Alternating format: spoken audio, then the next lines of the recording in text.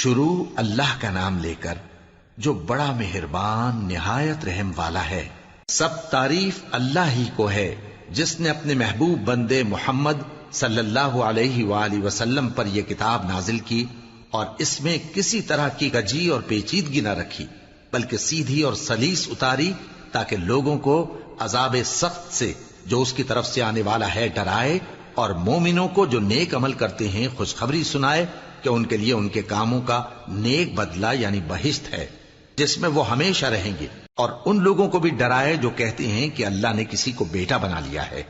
ان کو اس بات کا کچھ بھی علم نہیں اور نہ ان کے باپ دادا ہی کو تھا۔ یہ بڑی سخت بات ہے جو ان کے منہ سے نکلتی ہے، اور کچھ شک نہیں کہ یہ جو کچھ کہتے ہیں محض جھوٹ ہے۔ اے پیغمبر، اگر یہ اس کلام پر ایمان نہ لائیں تو شاید تم ان کے پیچھے رنج کر کر کے اپنے تئیں ہلاک کر دو گے۔ جو چیز زمین پر ہے ہم نے اس کو زمین کے لیے زینت بنایا ہے تاکہ لوگوں کی آزمائش کریں کہ ان میں کون اچھے عمل کرنے والا ہے، اور جو چیز زمین پر ہے ہم اس کو نابود کر کے بنجر میدان کر دیں گے۔ کیا تم خیال کرتے ہو کہ غار اور لوح والے ہماری نشانیوں میں سے عجیب تھے؟ جب وہ نوجوان غار میں جا رہے تو کہنے لگے کہ اے ہمارے پروردگار، ہم پر اپنے ہاں سے رحمت نازل فرما اور ہمارے کام میں درستی کے سامان مہیا کر۔ تو ہم نے غار میں کئی سال تک ان کے کانوں پر نیند کا پردہ ڈالے رکھا، یعنی ان کو سلائے رکھا، پھر ان کو جگا اٹھایا تاکہ معلوم کریں کہ جتنی مدت وہ غار میں رہے دونوں جماعتوں میں سے اس کی مقدار کس کو خوب یاد ہے۔ ہم ان کے حالات تم سے صحیح صحیح بیان کرتے ہیں۔ وہ کئی نوجوان تھے جو اپنے پروردگار پر ایمان لائے تھے، اور ہم نے ان کو اور زیادہ ہدایت دی تھی، اور ان کے دلوں کو مربوط یعنی مضبوط کر دیا۔ جب وہ اٹھ کھڑے ہوئے تو کہنے لگے کہ ہمارا پروردگار آسمانوں اور زمین کا مالک ہے، ہم اس کے سوا کسی کو معبود سمجھ کر نہ پکاریں گے۔ اگر ایسا کیا تو اس وقت ہم نے بے عقلی کی بات کی۔ ان ہماری قوم کے لوگوں نے اس کے سوا اور معبود بنا رکھے ہیں، بھلا یہ ان کے معبود ہونے پر کوئی کھلی دلیل کیوں نہیں لاتے؟ تو اس سے زیادہ کون ظالم ہے جو اللہ پر جھوٹ باندھے؟ اور جب تم نے ان مشرکوں سے اور جن کی یہ اللہ کے سوا عبادت کرتے ہیں ان سے کنارہ کر لیا ہے تو غار میں چل رہو، تمہارا پروردگار تمہارے لیے اپنی رحمت وسیع کر دے گا اور تمہارے کاموں میں آسانی کے سامان مہیا کرے گا۔ اور جب سورج نکلے تو تم دیکھو کہ دھوپ ان کے غار سے داہنی طرف سمٹ جائے، اور جب غروب ہو تو ان سے بائیں طرف کترا جائے، اور وہ اس غار کے کشادہ حصے میں تھے۔ یہ اللہ کی نشانیوں میں سے ہیں، جس کو اللہ ہدایت دے وہ ہدایت یاب ہے، اور جس کو گمراہ رہنے دے تو تم اس کے لیے کوئی دوست راہ بتانے والا نہ پاؤ گے۔ اور تم ان کے متعلق خیال کرو کہ وہ جاگ رہے ہیں حالانکہ وہ سوتے ہیں، اور ہم ان کو دائیں اور بائیں کروٹ بدلاتے تھے، اور ان کا کتا چوکھٹ پر دونوں ہاتھ پھیلائے ہوئے تھا۔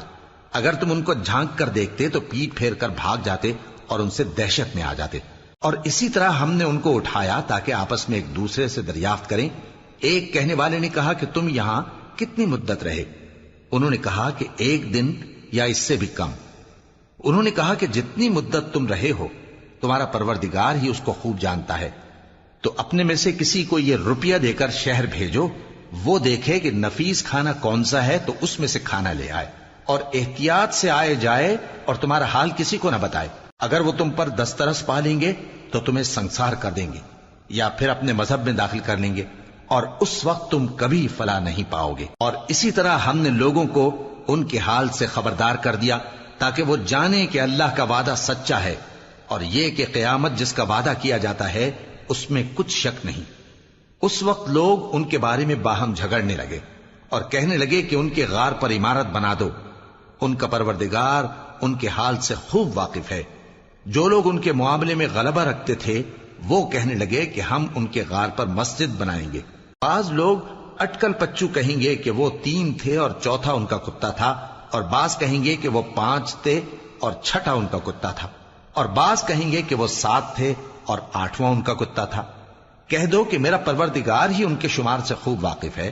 ان کو جانتے بھی ہیں تو تھوڑے ہی لوگ جانتے ہیں۔ تو تم ان کے معاملے میں بحث نہ کرنا مگر سرسری سی بحث، اور نہ ان کے بارے میں ان میں سے کسی سے کچھ دریافت ہی کرنا، اور کسی کام کی نسبت نہ کہنا کہ میں اسے کل کر دوں گا، مگر انشاءاللہ کہہ کر یعنی اگر اللہ چاہے تو کر دوں گا۔ اور جب اللہ کا نام لینا بھول جاؤ تو یاد آنے پر لے لو۔ اور کہہ دو کہ امید ہے کہ میرا پروردگار مجھے اس سے بھی زیادہ ہدایت کی باتیں بتائے۔ اور اصحاب کہف اپنے غار میں 9 اوپر 300 سال رہے۔ کہہ دو کہ جتنی مدت وہ رہے اسے اللہ ہی خوب جانتا ہے، اسی کو آسمانوں اور زمین کی پوشیدہ باتیں معلوم ہیں، وہ کیا خوب دیکھنے والا اور کیا خوب سننے والا ہے۔ اس کے سوا ان کا کوئی کارساز نہیں، اور نہ وہ اپنے حکم میں کسی کو شریک کرتا ہے۔ اور اپنے پروردگار کی کتاب کو جو تمہارے پاس بھیجی جاتی ہے پڑھتے رہا کرو، اس کی باتوں کو کوئی بدلنے والا نہیں، اور اس کے سوا تم کہیں پناہ بھی نہیں پاؤ گے۔ اور جو لوگ صبح و شام اپنے پروردگار کو پکارتے اور اس کی خوشنودی کے طالب ہیں، ان کے ساتھ صبر کرتے رہو، اور تمہاری نگاہیں ان میں سے گزر کر اور طرف نہ دوڑیں کہ تم دنیاوی زندگی کی رونقوں کے خواستگار ہو جاؤ۔ اور جس شخص کے دل کو ہم نے اپنی یاد سے غافل کر دیا ہے اور وہ اپنی خواہش کی پیروی کرتا ہے اور اس کا کام حد سے بڑھ گیا ہے، اس کا کہا نہ ماننا۔ اور کہہ دو کہ لوگو یہ قرآن تمہارے پروردگار کی طرف سے برحق ہے، تو جو چاہے ایمان لائے اور جو چاہے کافر رہے۔ ہم نے ظالموں کے لیے دوزخ کی آگ تیار کر رکھی ہے جس کی قناتیں ان کو گھیر رہی ہوں گی، اور اگر فریاد کریں گے تو ایسے کھولتے ہوئے پانی سے ان کی داد رسی کی جائے گی جو پگھلے ہوئے تانبے کی طرح گرم ہوگا، اور جو ان کے چہروں کو بھون ڈالے گا۔ ان کے پینے کا پانی بھی برا اور آرام گاہ بھی بری۔ اور جو ایمان لائے اور کام بھی نیک کرتے رہے تو ہم نیک کام کرنے والوں کا اجر ضائع نہیں کرتے۔ ایسے لوگوں کے لیے ہمیشہ رہنے کے باغ ہیں جن میں ان کے محلوں کے نیچے نہریں بہ رہی ہیں، ان کو وہاں سونے کے کنگن پہنائے جائیں گے، اور وہ باریک دیبا اور اطلس کے سبز کپڑے پہنا کریں گے، اور تختوں پر تکیے لگا کر بیٹھا کریں گے۔ کیا خوب بدلہ اور کیا خوب آرام گاہ ہے۔ اور ان سے 2 شخصوں کا حال بیان کرو جن میں سے ایک کو ہم نے انگور کے 2 باغ عنایت کیے تھے اور ان کے گردا گرد کھجوروں کے درخت لگا دیے تھے، اور ان کے درمیان کھیتی پیدا کر دی تھی۔ دونوں باغ کثرت سے پھل لاتے اور اس کی پیداوار میں کسی طرح کی کمی نہ ہوتی، اور دونوں میں ہم نے ایک نہر بھی جاری کر رکھی تھی، اور اس طرح اس شخص کو ان کی پیداوار ملتی رہتی تھی۔ تو ایک دن جبکہ وہ اپنے دوست سے باتیں کر رہا تھا، کہنے لگا کہ میں تم سے مال و دولت میں بھی زیادہ ہوں اور جتھے اور جماعت کے لحاظ سے بھی زیادہ عزت والا ہوں، اور ایسی شیخیوں سے اپنے حق میں ظلم کرتا ہوا اپنے باغ میں داخل ہوا۔ کہنے لگا کہ میں نہیں خیال کرتا کہ یہ باغ کبھی تباہ ہو، اور نہ خیال کرتا ہوں کہ قیامت برپا ہو، اور اگر میں اپنے پروردگار کی طرف لوٹایا بھی جاؤں تو وہاں ضرور اس سے اچھی جگہ پاؤں گا۔ تو اس کا دوست جو اس سے گفتگو کر رہا تھا کہنے لگا کہ کیا تم اس ذات سے کفر کرتے ہو جس نے تم کو مٹی سے پیدا کیا، پھر نطفے سے، پھر تمہیں پورا آدمی بنایا؟ مگر میں تو یہ کہتا ہوں کہ اللہ ہی میرا پروردگار ہے، اور میں اپنے پروردگار کے ساتھ کسی کو شریک نہیں کرتا۔ اور جب تم اپنے باغ میں داخل ہوئے تو تم نے ما شاء اللہ لا قوت الا باللہ کیوں نہ کہا؟ اگر تم مجھے مال و اولاد میں اپنے سے کمتر دیکھتے ہو تو عجب نہیں کہ میرا پروردگار مجھے تمہارے باغ سے بہتر عطا فرمائے، اور تمہارے اس باغ پر آسمان سے آفت بھیج دے تو وہ صاف میدان ہو جائے، یا اس باغ کی نہر کا پانی گہرائی میں اتر جائے تو پھر تم اسے تلاش نہ کر سکو، اور اس کے میووں کو عذاب نے آ گھیرا اور وہ اپنی چھتریوں پر گر کر رہ گیا، تو جو مال اس نے اس پر خرچ کیا تھا اس پر حسرت سے ہاتھ ملنے لگا اور کہنے لگا کہ کاش میں اپنے پروردگار کے ساتھ کسی کو شریک نہ بناتا۔ اس وقت اللہ کے سوا کوئی جماعت اس کی مددگار نہ ہوئی اور نہ وہ بدلہ لے سکا۔ یہاں سے ثابت ہوا کہ حکومت سب اللہ کی ہے، جو معبود برحق ہے وہی بہترین ثواب عطا کرنے والا اور بہترین انجام لانے والا ہے۔ اور ان سے دنیا کی زندگی کی مثال بھی بیان کر دو کہ وہ ایسی ہے جیسے پانی جسے ہم نے آسمان سے برسایا تو اس کے ساتھ زمین کی پیداوار مل کر نکلی، پھر وہ چورا چورا ہو گئی کہ ہوائیں اسے اڑاتی پھرتی ہیں، اور اللہ تو ہر چیز پر قدرت رکھتا ہے۔ مال اور بیٹے تو دنیا کی زندگی کی رونق و زینت ہیں، اور نیکیاں جو باقی رہنے والی ہیں وہ ثواب کے لحاظ سے تمہارے پروردگار کے ہاں بہت اچھی اور امید کے لحاظ سے بہت بہتر ہیں۔ اور جس دن ہم پہاڑوں کو چلائیں گے اور تم زمین کو صاف میدان دیکھو گے، اور ان لوگوں کو ہم جمع کر لیں گے تو ان میں سے کسی کو بھی نہیں چھوڑیں گے، اور سب تمہارے پروردگار کے سامنے صف باندھ کر لائے جائیں گے،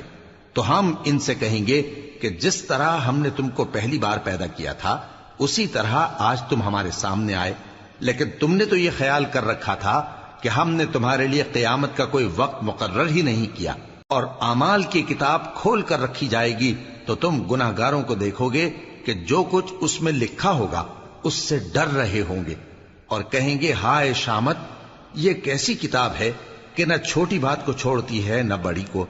کوئی بات بھی نہیں مگر اسے لکھ رکھا ہے،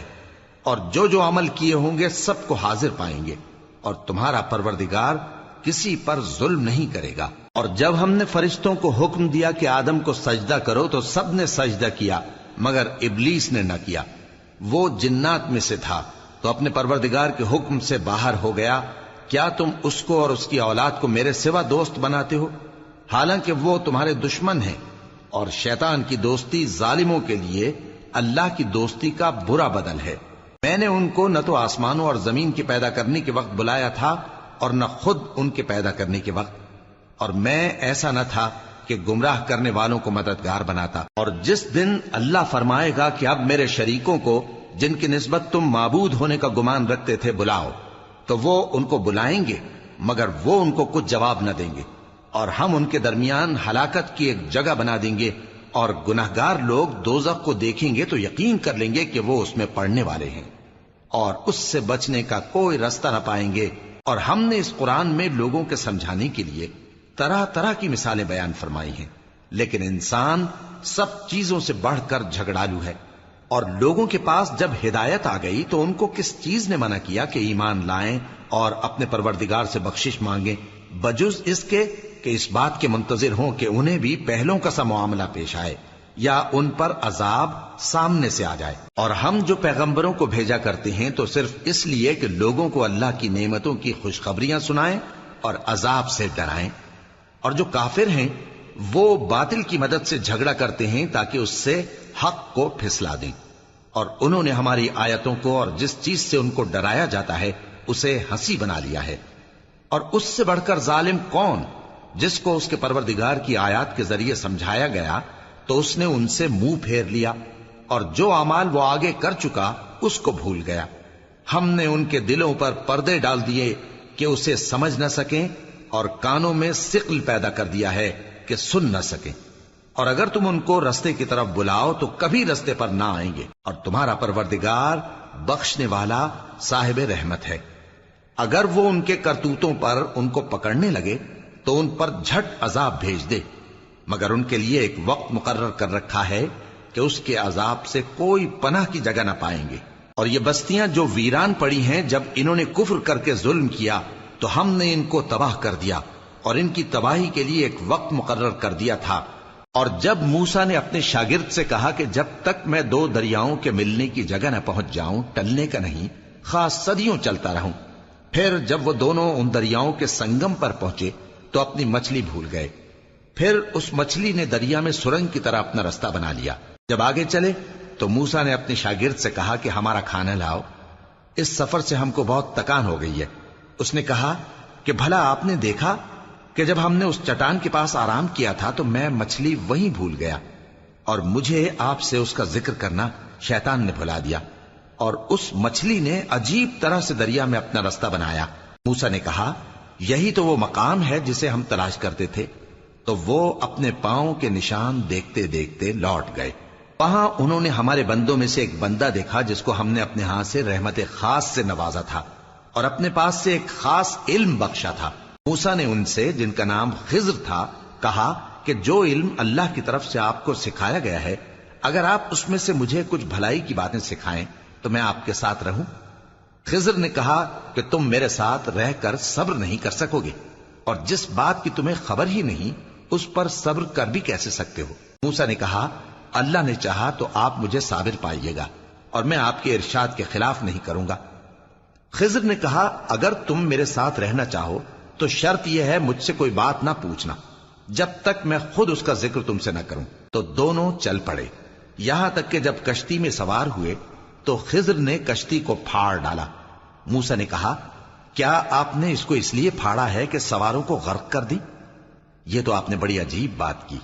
خضر نے کہا کیا میں نے نہیں کہا تھا کہ تم میرے ساتھ صبر نہ کر سکو گے؟ موسیٰ نے کہا کہ جو بھول مجھ سے ہوئی اس پر مواخذہ نہ کیجیے اور میرے معاملے میں مجھ پر مشکل نہ ڈالیے۔ پھر دونوں چلے، یہاں تک کہ رستے میں ایک لڑکا ملا تو خضر نے اسے مار ڈالا۔ موسیٰ نے کہا کہ آپ نے ایک بے گناہ شخص کو ناحق بغیر قصاص کے مار ڈالا، یہ تو آپ نے بری بات کی۔ خضر نے کہا کیا میں نے نہیں کہا تھا کہ تم سے میرے ساتھ صبر نہیں ہو سکے گا؟ انہوں نے کہا کہ اگر میں اس کے بعد پھر کوئی بات پوچھوں یعنی اعتراض کروں تو مجھے اپنے ساتھ نہ رکھیے گا کہ آپ میری طرف سے عذر کے قبول کرنے میں حد کو پہنچ گئے ہیں۔ پھر دونوں چلے، یہاں تک کہ گاؤں والوں کے پاس پہنچے اور ان سے کھانا طلب کیا۔ انہوں نے ان کی ضیافت کرنے سے انکار کیا۔ پھر انہوں نے وہاں ایک دیوار دیکھی جو گرا چاہتی تھی تو خضر نے اس کو سیدھا کر دیا۔ موسیٰ نے کہا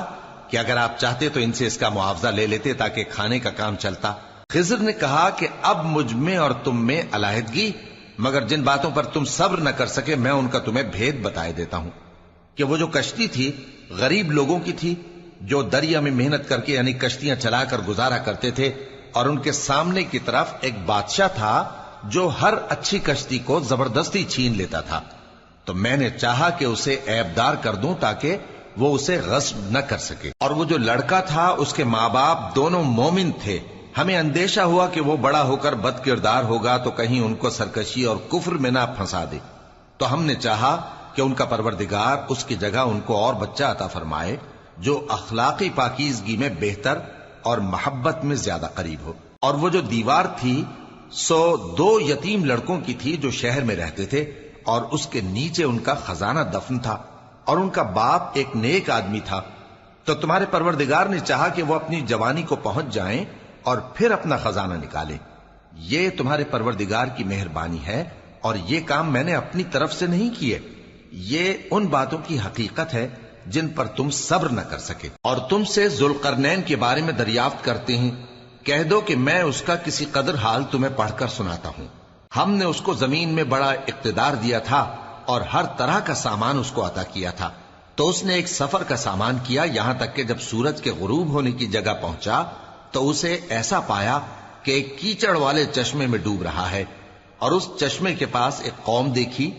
ہم نے کہا ذوالقرنین تم ان کو خواہ تکلیف دو خواہ ان کے بارے میں بھلائی اختیار کرو، دونوں باتوں کی تم کو قدرت ہے۔ ذوالقرنین نے کہا کہ جو کفر و بد کرداری سے ظلم کرے گا اسے ہم سزا دیں گے،